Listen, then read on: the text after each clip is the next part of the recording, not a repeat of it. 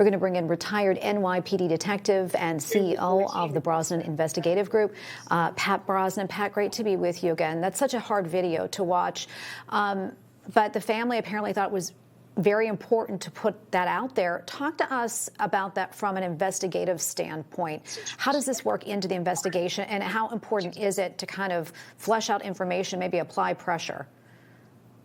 Good morning. And the fact is, it's very important, because we have to believe whoever completed the abduction keeps an eye on the news. They want to know what the police know. They want to know what the authorities know. But let me start off by saying that the idea of a criminal mastermind is a myth, as is the idea of total secrecy. Someone, somewhere, knows who did this. Boyfriend, a girlfriend, a former crime partner, a landlord. What I believe they have to do, and I'm convinced of it, is a very significant cash reward has to be posted and socialized. That will compel that other human somewhere who knows what's going on and who did it to pick up the phone. Critical in my view. Yeah, and we know apparently there's a ransom note. Authorities haven't confirmed that, yet clearly, the family believes that plays into this. Talk to us a little bit more about that. Should we take that seriously, and how does that play into the investigation? Very difficult in today's artificial intelligence-empowered strategic responses that bad guys can pull off. They can replicate proof of life very convincingly without it being accurate and valid. So that's a tough one, but it has not been a validated and authenticated ransom note yet. But there is a treasure trove of data. I researched the number of cell towers that happen to be in that slightly rural area, and there's 20 primary towers by AT&T. So we're going to have a lot of data analysis relative to cell phone usage, whether burners or subscriber phones.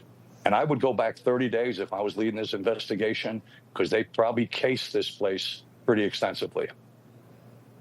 Yeah, Pat, we know, of course, time is of the essence in any of these cases, and Nancy does have a heart condition. President Trump also offering his help. Let me ask you about that. Do you think that will speed up things in this investigation? How will that help, having federal help available to them?